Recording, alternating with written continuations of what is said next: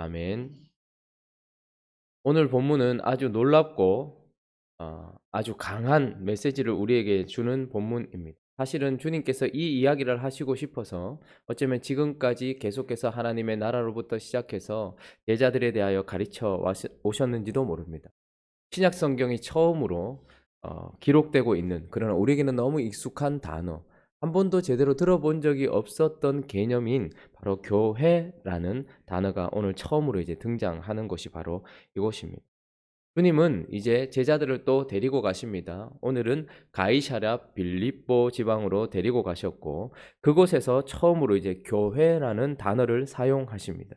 그래서 지금까지 하나님 마음 안에 있었던, 구약의 유대인들은 한 번도 생각해 보지 못했던 개념인 이 교회라는 개념을 우리에게 말씀해 주시려고 주님은 지금까지 가르쳐 오셨고, 지금 이제 설명을 해 주시는 본문이 바로 마태복음 16장입니다. 그러면 교회가 무엇입니까? 오늘 주님은 교회에 대해서 우리에게 말씀하시는데 18절 말씀 한번 읽어볼까요? 18절 있습니다. 시작. 또 내가 내게 이르노니 너는 베드로라. 내가 이 반석 위에 내 교회를 세우리니 음부의 권세가 이기지 못. 내 교회를 세우리니라고 말씀하시면서 교회에 대한 개념을 먼저 우리에게 소개시켜 주고 있는데, 주님은 먼저 이렇게 얘기하십니다. 이런 고백을 한 베드로, 17절에 한번 볼까요? 17절도 읽어보겠습니다. 시작. 예수께서 대답하여 이르시되 바요나 시모나 네가 복이 있도다. 이를 내게 알게 하니는 혈육이 아니요 하늘에 계신 내 아버지. 베드로를 향하여서 이것을 너에게 알게 하니는 혈육이 아니요 하늘에 계신 내 아버지다라고 이야기를 합니다. 그러니 먼저 교회라고 이야기할 때 베드로에게 하나님 아버지의 선택과 은혜와 계시를 받은 사람, 이 베드로죠. 그러니까 베드로는 하나님 아버지의 선택과 은혜와 계시를 받은 사람입니다. 그래서 특별한 은혜와 계시를 받았는데, 그런 은혜와 계시로 말미암아서 무엇이라고 주님을 고백하는 사람인가 하니까 16절에 있습니다. 시작. 시몬 베드로가 대답하여 이르되 주는 그리스도시요 살아계신 하나님의 아들이시니이다.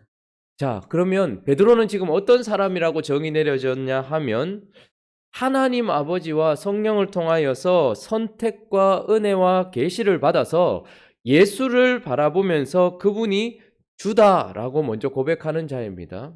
로마가 통치하고 있고 가이사랴 빌립보라는 세상의 한복판에서 예수를 향해서 당신이 나의 주인입니다. 당신이 나를 움직이는 주체입니다. 라고 고백하는, 내 목에 칼이 들어온다 할지라도 그 당시에 가이샤 이외에 주가 있다라고 이야기하는 순간 목이 날아가는 거예요. 북한에서 김정은 이외에 나는 문재인을 섬깁니다. 뭐 이런 이야기를 하면 바로 죽임을 당하는 것처럼, 그런 세상 한복판에서도 예수 그리스도 당신이 나의 주입니다 라고 고백할 뿐만 아니라, 그분은 나를 이 로마로부터 건져내는 정도가 아니라 모든 죄악과 사망으로부터 건져내시는 그리스도이십니다. 그러니까 예수님은 달리 다른 분이 아니라 죄로부터 나를 건져내시고 사망으로부터 나를 건져내시는 그리스도이시며 지금도 내 가운데 역사하시는 하나님이십니다. 이렇게 고백하는 겁니다. 그러니까 베드로는 지금 어떤 사람이라고 정의 내려지고 있냐 하면, 하나님 아버지의 선택과 성령의 계시로 말미암아서 예수 그리스도를 주와 그리스도와 하나님의 아들로 고백했어요. 근데 주님은 이제 그런 베드로 위에 내가 내 교회를 세우겠다라고 이야기합니다. 그러니 교회는 무엇입니까? 지금 이 베드로와 같이 똑같이 하나님 아버지의 선택과 은혜와 계시를 받아서 똑같이 예수 그리스도를 바라보면서 그분을 향하여 주님이십니다. 그리스도이십니다. 나를 움직이시는 하나님이십니다. 전부이십니다라고 고백하는 사람들의 모임이 바로 교회라고 이야기를 하고 있는 것입니다. 그러니 교회는 하나님의 선택을 받은 사람들, 성령으로 말미암아서 계시를 받고 은혜를 받은 사람들이 주님과 어떤 관계를 가지고 있는가? 그분을 주로 모시고 있고 죄로부터 건져내시는 그리스도로 모시고 있고 지금도 나를 움직이시는 하나님의 아들로 고백하는 사람들의 모임이 바로 교회인 것입니다. 가톨릭은 베드로라는 사람만 너무 주장을 하다 보니까 마치 베드로가 교회의 머리인 것처럼 이야기했고, 베드로를 계승하는 모든 교황들이 교회의 근본이다라고 이야기하는 우를 범했습니다. 또 과격한 종교주의자들은 베드로를 빼버린 채 이 고백, 주는 그리스도시요 살아계신 하나님의 아들입니다라는 이 고백만을 주장하면서 교회는 이곳에 서 있다라고 이야기합니다. 그러나 오늘 본문은 자세히 보면 베드로라는 하나님이 선택하신 사람이라는 그 그릇에 주는 그리스도시요 살아계신 하나님의 아들입니다라는 고백이 담겨 있는 그 사람을 이야기하는 거예요. 사람을 배제해버리면 이 내용이 어디에 담기겠습니까? 그러니 이런 내용을 담은 하나님의 선택을 받은 그 사람, 그리고 그와 같이 똑같은 고백을 하는 사람들의 모임이 바로 교회라고 이야기를 하고 있는 것이죠. 자, 그러면 이런 교회는 어떤 단체인가, 어떤 모임인가를 주님께서 이야기해 주고 있는데, 먼저는 거룩을 위하여 싸우는 곳입니다. 교회는 바로 거룩한 곳이다라고 이야기를 하고 있습니다. 자, 11절 한번 읽어볼까요? 11절 읽어보겠습니다. 시작. 어찌 내 말한 것이 떡에 관함이 아닌 줄을 깨닫지 못하느냐? 오직 바리새인과 사두개인들의 누룩을 주의하라. 자, 주님이 아까 전에도 말씀드렸던 것처럼 지금 가이사랴 빌립보라는 지역으로 오셨습니다. 주님이 가시는 곳마다 그곳에서 하시고 싶은 교훈을 가장 극명하게 드러내는 곳으로 사실 데리고 가시는데, 오늘 제자들이 간 곳은 이제 주님이 십자가를 지시기 얼마 전 주님이 드러나셔서 많은 사람들과 무리들이 따라오는 그때였습니다. 그런데 아무것도 하지 아니하시고 가이사랴 빌립보라는 도시로 가셨어요. 이곳은 이름처럼 원래는 빌립보인데 이 도시는 가이사에게 바쳐진, 그 당시 시저 로마의 황제에게 바쳐진 곳이었습니다. 그러니 정치의 중심이었고 로마의 황제가 통치하는 곳이었습니다. 그리고 모든 권력이 모여 있는 곳이었고 모든 것들의 중심이 되는 도시 한복판, 로마의 황제가 신격화되어 있는 그 한복판이었습니다. 뿐만 아니라 이 빌립보 지역은 판이라는 그 당시에 위대한 신이죠. 모든 신들의 신이라고 말하는 판이라는 신을 섬기고 있는 신전이 있었던 곳이고, 그러다 보니까 대부분의 종교가 마치 바다처럼 이곳으로 모여드는 거예요. 모든 우상들이 다 이곳으로 모여들어서 모든 영적인 우상들이 가득한 곳 한복판이 바로 가이사랴 빌립보입니다. 모든 종교가 집결되는, 그러니까 세상 한복판으로 주님께서 데리고 가신 것입니다. 그런데 그 가운데서 주님이 무엇을 이야기하십니까? 바리새인들과 사두개인들의 누룩을 조심해라 라고 이야기합니다. 교회는 세상 밖에 있는 것이 아닙니다. 주님은 교회를 세상 한복판으로 보내셨습니다. 그러면서 먼저 우리가 해야 될 것은 무엇이냐면 1절에 보면 바리새인들과 사두개인들이 왔다라고 이야기합니다. 이 세상 한복판에 있는 교회, 예수를 주요 그리스도요 하나님의 아들이라고 고백하고 있는 이들에게, 지금 주님과 함께하고 있는 이들에게 바리새인들과 사두개인이 왔다라고 이야기합니다. 이 1절은 사실은 쉽게 이루어질 수 없는 본문이에요. 왜냐하면 바리새인들과 사두개인들은 서로 반목하고 있었거든요. 같이 화합할 수 있는 존재들이 아니었습니다. 바리새인들은 사두개인들이 대도 안 한 존재들이라 생각했고, 사두개인들은 바리새인들이 너무 팍팍했거든요. 그래서 사두개인과 바리새인들은 완전히 다른 색깔을 가지고 한 번도 통합해 본 적이 없습니다. 그런데 지금 교회를 어지럽히기 위하여서 이 두 단체가 통합이 됐다는 거예요. 자, 그러면 바리새인들은 어떤 사람들입니까? 우리가 계속해서 살펴보는 것처럼 바리새인들은 아주 짙은 종교적인 색깔을 입고 있지만, 그러나 생명 없는 종교요, 형식만 남아있는 종교입니다. 내용도 없고 형식만 남아있을 뿐만 아니라 그것을 가지고서 스스로 의롭다라고 말하는 생명 없는 종교, 그런 자들, 말씀은 가지고 있지만, 성경은 가지고 있지만, 그러나 그 말씀을 하나님의 뜻대로 풀지 않고 자기의 뜻대로 풀고 있는 사람들, 그러면서도 종교 지도자로 서 있는 자들, 회개할 줄 모르는 자들, 생명 없는 종교성을 상징하는 것이 바리새인들입니다. 사두개인들은 어떻습니까? 그래도 바리새인들은 영도 믿고 천사도 믿고 하늘도 믿어요. 근데 사두개인들은 제사장 그룹이거든요. 하나님께 제사를 지내는 그룹인데도 불구하고 그들은 로마와 아주 긴밀한 관계를 맺었습니다. 그러니까 로마가 통치하고 있으니 로마는 쉽게 이스라엘을 통치하기 위하여서 지도자들을 이렇게 포섭을 했겠죠. 그런데 제사장 그룹이라는 이 사두개인들은 로마와 함께 협력했던 거예요. 그러니까 세상과 하나가 되었던 것이죠. 이들은 영도 믿지 않습니다. 천사도 믿지 않습니다. 다음 세상도 믿지 않습니다. 그러니 세상과 하나가 되어 있는 세속성을 상징하는 것이 사두개인들인 것이죠. 근데 그때 주님께서 어떻게 얘기하십니까? 4절에 보면 악하고 음란한 세대가 표적을 구하나 요나의 표적밖에는 보여줄 표적이 없느니라 하시고 그들이 어떻게 했습니까? 그들을 떠나가시니라. 교회는 세상 한복판에서 이런 생명 없는 종교성과 세속화되어 버리는 이 종교인들을 떠나는 거예요. 그러니까 물리적으로 떠나는 것이 아니라 영적으로 그들을 떠나야 되는 것입니다. 뿐만 아니라 오직 바리새인과 사두개인들의 누룩을 주의하라라고 말씀하십니다. 그러면서 그들로부터 영적으로 떠나 그들의 누룩, 그들의 교훈, 그들의 가르침으로부터 자기 자신을 보호하고 지키는 거룩성을 유지하는 곳, 이것이 바로 교회인 것입니다. 그래서 교회는 수도원처럼 저 세상 밖에 들어가 있는 것이 아니라 세상 한복판에 있습니다. 그러나 그 세상 한복판에 우리가 자리하고 있다 할지라도 바리새인과 같은 사두개인과 같은 그런 누룩과 교훈과 가르침으로부터 자기 자신을 지켜 거룩성을 유지하고 있는 주님의 신부인 것입니다. 이것이 교회의 첫 번째 임무예요. 무엇을 하는 것보다 더 중요한 것은 자기를 지키는 겁니다. 신부가 가장 중요한 것은 무엇입니까? 신랑 이외의 모든 것으로부터 자기를 지키는 것. 이것이 가장 중요한 것이죠. 그리고 두 번째 임무가 무엇인가 하면 18절 다시 한번 읽어볼까요? 18절 있습니다. 시작.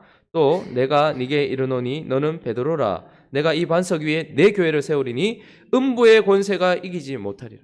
여러분 여기 음부의 권세가 이기지 못하리라 이렇게 번역을 해놓으니까 마치 음부의 권세, 사단의 권세가 교회를 박살내지 못하고 교회를 짓누르지 못한다. 이렇게 교회는 가만히 있는데 더럽고 추악한 그 존재들이 우리를 박살내지 못한다. 이런 느낌이 드는데 사실 음부의 권세라고 하는 그 권세라는 단어는 대문이라는 뜻이에요.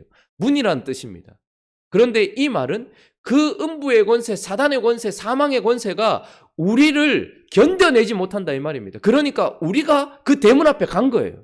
우리가 그 앞에 선 거예요. 그 사망 문 앞에 선 거예요. 그런데 우리가 그것을 박살낸다는 거예요. 오직 교회만이 어둠을 깨트리는 빛입니다. 오직 교회만이 부패를 멈출 수 있는 소금인 거예요. 오직 교회만이 모든 것들을 깨트리는 철장인 것입니다.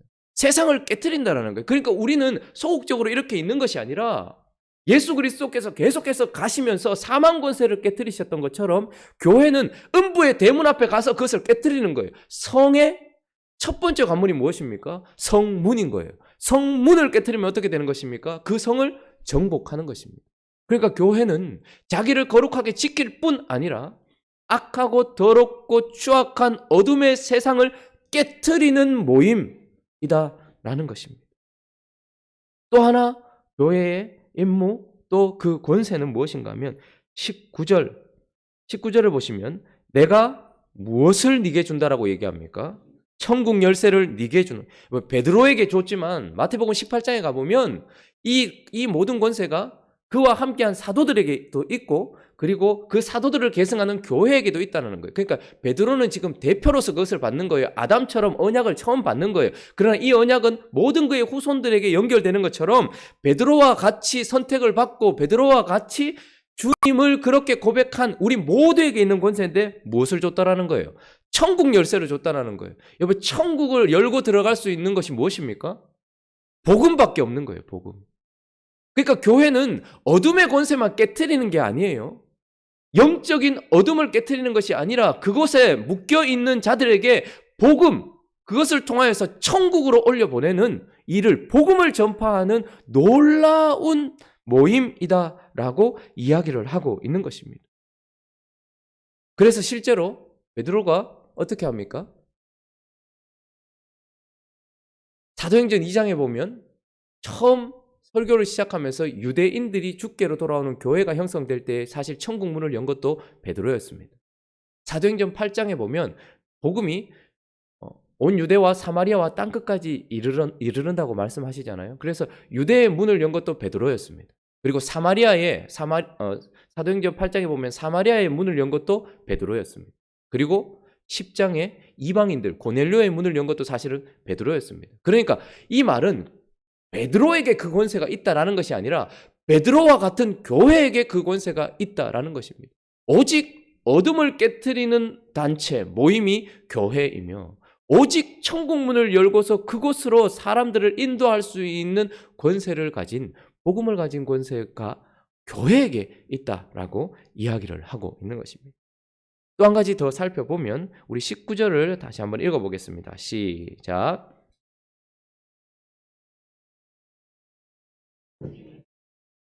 매일 것이요 네가 땅에서 무엇이든지 풀면 하늘에서도 풀리라. 자, 우리는 천국 열쇠만 가지고 있지 않고 메고 푸는 권세도 있다라고 이야기합니다. 여러분, 맨다, 푼다 이 단어는 일반 사람들에게 쓰여지지 않았어요. 유대 랍비에게 쓰여졌습니다. 그러니까 이것은 무슨 말입니까?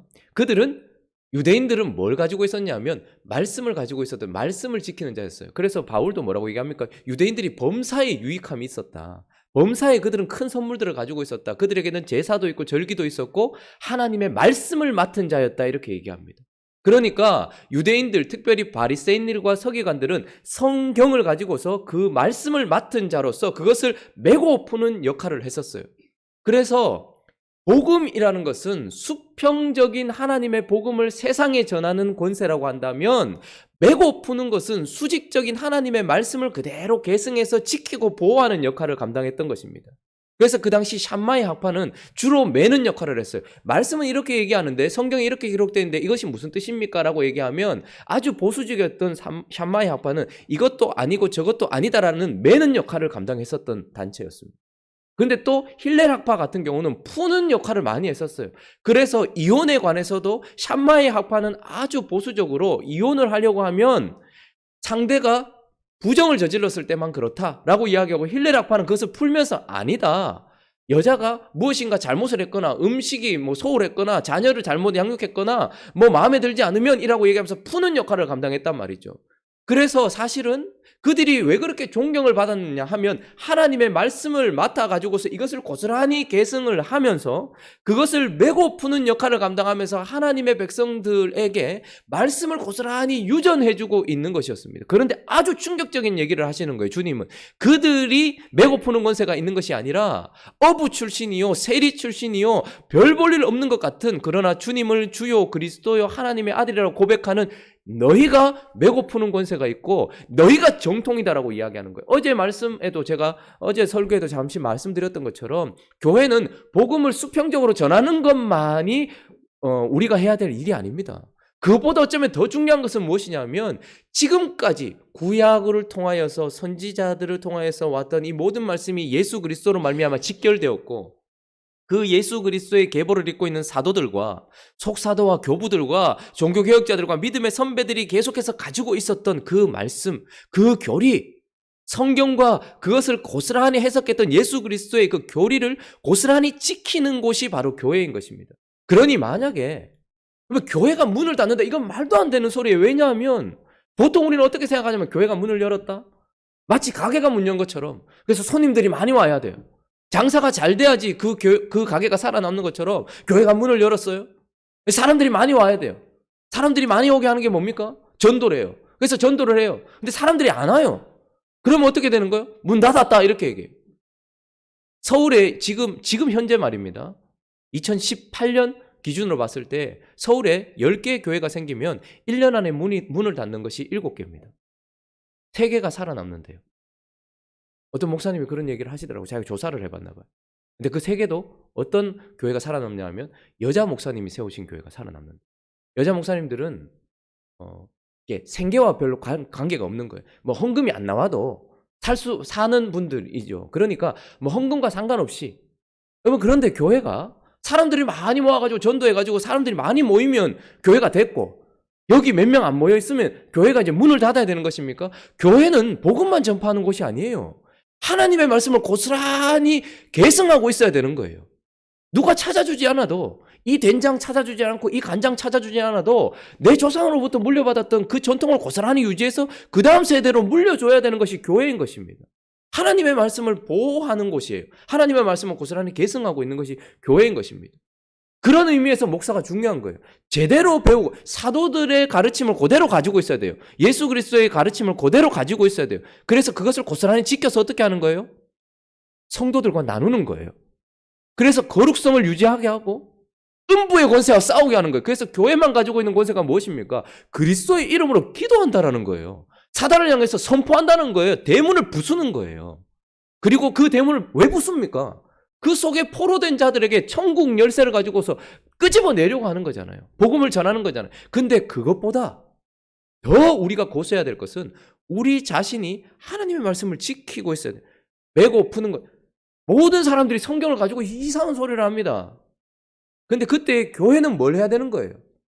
아무리 권위 있어 보여도 하나님이 지금까지 2000년 교회 역사 속에 주셨던 그 교리를 벗어난 것, 예수 그리스도께서 말씀하셨고 사도들이 말씀하셨던 것을 벗어난 것, 이것은 아니다라고 메어야 되고, 아닌데 자꾸 묶으려고 하면 아니다, 그건 풀어라라고 이야기를 해야 되는 거예요.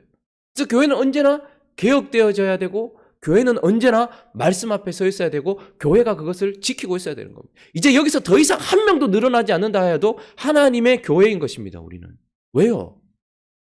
우리는 말씀을 지키고 그 다음 세대로, 다음 세상으로, 주님 빨리 오시면 좋겠지만 오시지 않는다면 언제 오실지 모르니까요.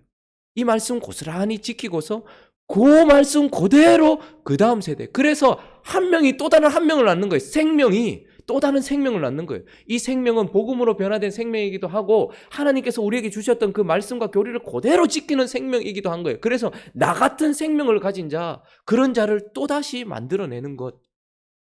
자식을 얼마나 많이 놓는 것이, 자식은 기업이지만 교회가 자식 놓는 것만이 목표가 되어서는 안 됩니다. 그 자식을 자식답게 만들어야 되는 거예요. 지키고 있어야 되는 거예요.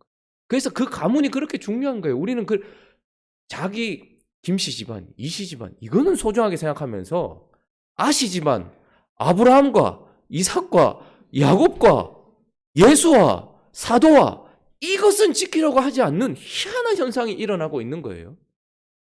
누구든지 들어와서 아시 집안 만들려고 하는데, 그런데 그 아시 집안의 정통성은 잃어버리려고 하는, 이건 아주 위험한 것입니다. 그래서 교회는 결국 제2의 성육신이다, 이렇게 이야기하는 거예요. 왜요? 예수님께서 이 땅에 계셨을 때의 모습과 똑같은 거예요. 바리새인들과 사두개인들부터 떠나서, 그러나 세상 한복판 가이사랴 빌립보에 서 계시면서 음부의 권세를 깨트리시고 복음으로 천국을 여시며 그의 말씀을 지키며 메고 푸는 분, 그분이 두 번째 성육신 하신 것과 같은 모습으로 서 있는 곳이 바로 교회인 것이고, 행복한 우리 교회는 바로 이런 놀라운 권세를 가진 정통성 있는 교회다. 그러므로 여러분, 이런 자기 자신의 정체성을 확실히 가지십시오. 이번 한 주간 살아가시면서 내가 누구인가? 주님은 지금 너희는 나를 누구라 하느냐 물으셨지만, 사실 그 질문은 네가 누군지 알아라는 주님의 명확한 명령인 것입니다. 네가 나를 주요 그리스도요 하나님의 아들이라고 고백한다면 너희는 교회다. 그래서 교회는 우리가 어제 나눴던 말씀처럼 주의 백성이 아니라 주의 백성들인 것입니다. 그래서 주님께서 우리를 묶어주셔서 우리는 하나님을 하늘에 계신 나의 아버지라고 고백하지 않고 우리 아버지여 라고 고백하면서 주님과 함께, 그리고 주님께서 불러주신 자들과 함께 이 땅에서 주님처럼 살아가는 것, 그것이 바로 교회인 것이고, 이 엄청난 권세를 가지고 있다는 것을 기억하시면서 이번 한 주간 힘있게 살아가시는 행복한 우리 교회 되시기를 예수 그리스도의 이름으로 축원합니다. 함께 기도하겠습니다. 여러분, 세상을 자꾸 떠나려고 하지 마십시오. 바리새인들과 서기관들, 가이사랴 빌립보를 떠나는 것이 우리의 목적이 아닙니다. 바리새인들과 사두개인들의 누룩으로부터 우리를 보호하는 것, 이것이 중요하다는 것을 기억하면서 언제나 세속성이 우리를 잡아삼키려고 할 때에 우리가 정신을 바짝 차려야 됩니다. 생명 없는 종교성이 우리를 잡아삼키려고 할 때 정신을 바짝 차려야 됩니다. 거룩성을 유지하시길 바랍니다. TV를 보셔도 분별하십시오. 세상을 보셔도 분별하십시오. 교회 안에서도 분별하십시오. 그리고 음부의 권세, 대문을 깨트리고 천국 열쇠, 복음을 전하며 하나님의 말씀을 메고 풀면서 거룩성을 유지하는 우리 교회 될 수 있게 달라고, 그리고 한 주간도 이런 모습으로 가이사랴 빌립보 같은 세상 한복판에서 살아가는 우리가 되어줄 수 있게 달라고, 또 각자의 기도 제목들을 가지고 함께 기도하며 나가도록 하겠습니다. 기도하겠습니다.